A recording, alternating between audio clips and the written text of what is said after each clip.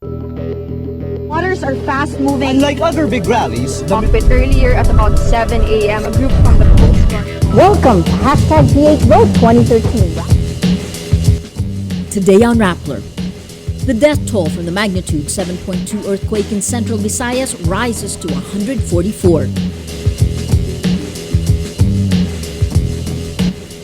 Senate President Drilon says he will sign the summons for alleged pork barrel queen Janet Napoles.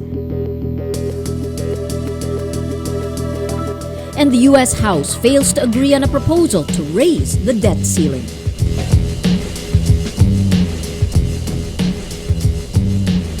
Hello, I'm Maria Ressa. Welcome to Rappler, your social news network. 2 towns in Bohol remain isolated Wednesday after a magnitude 7.2 quake strikes central Visayas, pushing the death toll to 144. More than 2.8 million people are affected. The earthquake damaged buildings and centuries-old churches and triggered landslides that engulfed entire homes. Bridges and roads destroyed by the quake make rescue and relief efforts difficult. In Bohol, the towns of Loon and Maribojoc are totally isolated with relief goods arriving by boat. Loon sits 20 kilometers from the epicenter of the earthquake. Shocked survivors use their bare hands to scour through the rubble of their homes, looking for their relatives. Bohol and Cebu are under a state of calamity, with authorities struggling to assess the extent of the damage. Placing a province under a state of calamity allows the government to use these funds to freeze the prices of basic goods. The National Disaster Risk Reduction and Management Council says 144 are confirmed dead in central Visayas, while 291 others are injured when the quake struck the region at 8:12 a.m. Tuesday.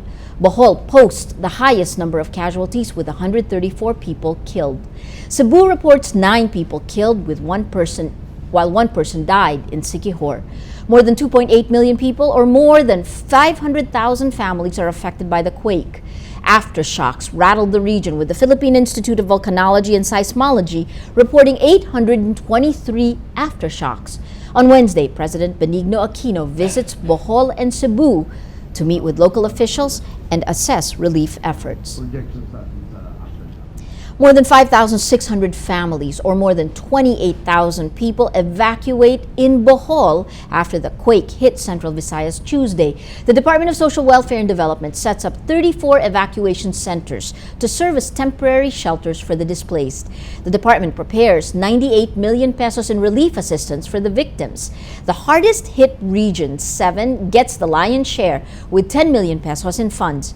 DSWD also reactivates its emergency hotline. Rappler is compiling a list of donation centers for victims of the Visayas quake. Tweet #ReliefPH or contact Rappler's Civic Engagement Arm at MovedPH to provide information. Manila Archbishop Luis Antonio Cardinal Tagle says it's heartbreaking the earthquake damaged historic churches. He says this symbolizes problems within the Catholic Church. Paterno Esmaquel reports.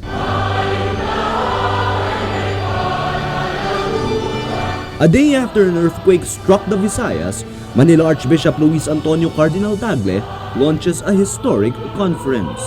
It's the Philippine Conference on New Evangelization, a three-day event in Manila that aims to rekindle the Catholic faith. In his homily, Tagle talks about the earthquake's destruction of old churches in Cebu and Bohol. At parang nakakadulog ng puso makita na luna ang mga antigong simbahan, mga bantayo ng pananampalataya sa daan-daang taon na ngayon ay napulbos at iba po ay hindi natin alam kung magagaling pa. Tagle says it stands for a damaged institution. Before the images of churches crumbling due to the earthquake, you could almost hear the message of God to St. Francis: build my church, rebuild my church. How can we construct a church without love that enables us to break the shells of egoism and self-interest in order to embrace God? A campus minister from Cebu Melvin Pedrosa says the earthquake happened before he flew for the conference. He says it was a traumatic experience. Even last night, when we arrived here in Manila, when we rest na sa dormitories, parang feeling namin, lahat kami, the 9 of us from Cebu, parang lumilindol pa rin, parang hindi pa nakaget over dun sa trauma. Like Tagle, Pedrosa says the earthquake reminds him of the task of rebuilding the church, spiritual and physical. He cites the failure of some priests to appeal to young Catholics. Pero talagang medyo hindi nakaka-relate, no? Especially sa world of the, because we are working the world of the young people, yung hindi nakaka-relate minsan. Ang wish nyo ay? I want a more understanding, more visible, and more inspiring church workers and priests For the young people. Tagle says the conference aims to discuss exactly this: ways to renew the Catholic faith in the face of secularism. For Tagle, rebuilding the church begins with humility. The challenge for the church is to listen, for its wandering sheep to believe again. Paterno Makel, Rappler, Manila. The Integrated Bar of the Philippines, or IBP, asks the Supreme Court to temporarily stop fund releases under the Disbursement Acceleration Program, or DAP. IBP says the Executive Committee committed grave abuse of discretion and technical malversation when it disbursed funds without a valid appropriation. IBP says the DAP violates Article 6, Section 29 of the Constitution that states, "No money shall be paid out of the Treasury except in pursuance of an appropriation made by law." The lawyers group notes the DAP does not appear in General Appropriations Act of 2011, 2012, or 2013. The group also says Budget Secretary Florencio Abad cannot justify the legality of DAP by saying the President is authorized to realign funds. IBP says there should be a law which allows the use of savings, and the savings must be used to augment items already existing in the GAA. After much delay, Senate President Frank Drilon says he will sign the subpoena for alleged pork barrel scam mastermind Janet Lim Napoles. Drilon earlier refused to do just that, saying the ombudsman should be allowed to finish its initial fact-finding probe into the plunder complaint filed against Napoles and 37 others, including 3 senators. The Senate Blue Ribbon Committee wanted to summon Napoles to its probe on the pork barrel scam, where lawmakers allegedly channeled funds to fake non-government organizations in exchange for kickbacks. The Senate President's signature is needed before a committee can issue a subpoena. Instead of immediately signing it, Drilon wrote Ombudsman Conchita Carpio Morales twice to ask for her opinion. Senate Blue Ribbon Committee Chair TG Gangona criticizes the decision, saying the Senate is not bound by the Ombudsman's advice.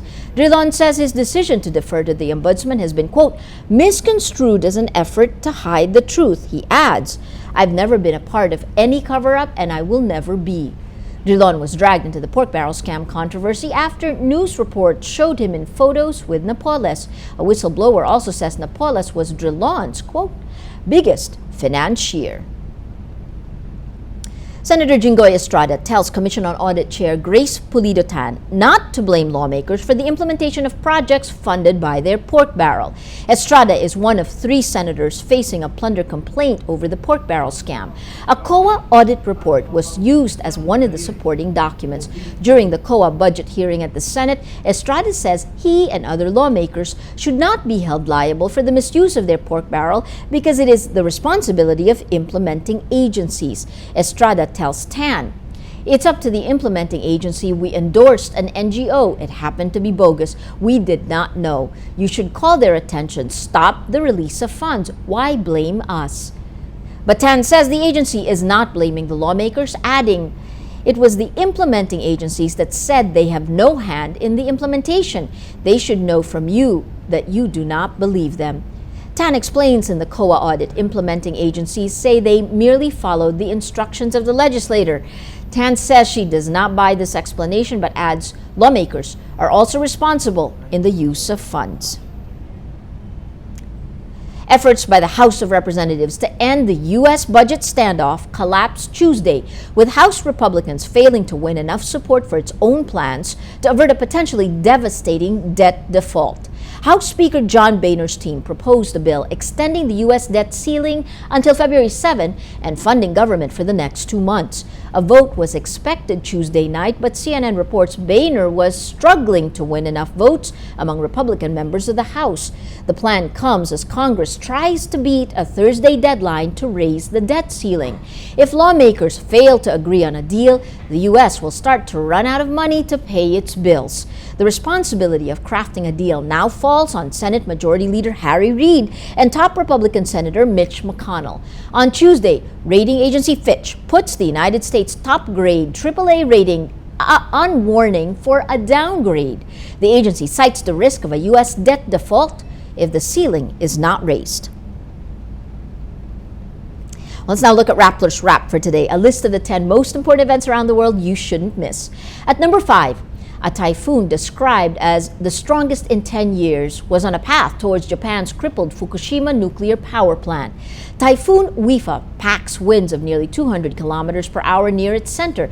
At least 17 people died as it lashed Japan's Pacific coast Wednesday. Japan Meteorological Agency's chief forecaster says the typhoon is the strongest in 10 years to pass Tokyo and its vicinity.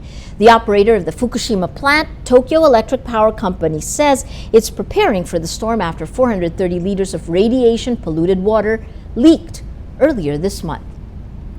At number 7, the Church of Sweden announces the election of a woman as its leader, a first in the institution's history. The Bishop of Lund, Antje Jacqueline, wins 55.9% of the votes from the Ecclesiastical College. The 58-year-old bishop is married to a priest and has 2 children. She will replace the current Archbishop Anders Weird.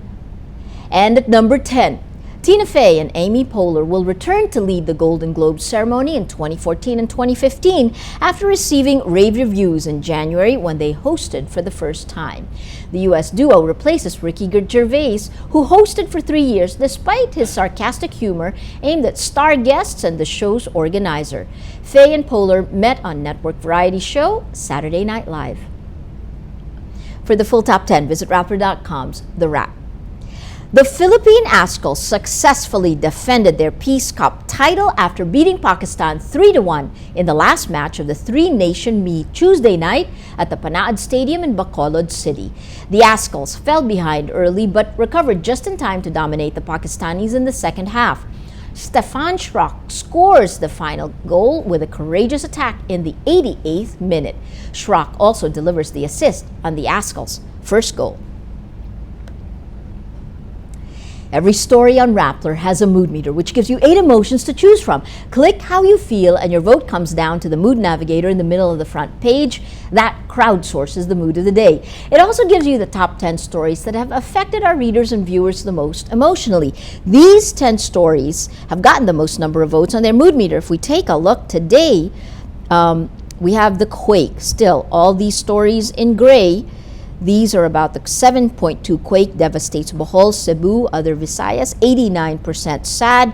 Heartbreaking, 10 iconic churches in Bohol, Cebu damaged, 90% sad, 1% angry. That red leading to these 2 large stories. Gigi Reyes' assets include 50 million pesos in properties, a Rappler exclusive, 96% angry, and story that's gotten the most number of votes. Still, from 2 days ago, the LGU suspend classes for medical mission of the INC, the Iglesia Ni Cristo, 62% angry, 18% annoyed. That red, bringing up the mood of the day.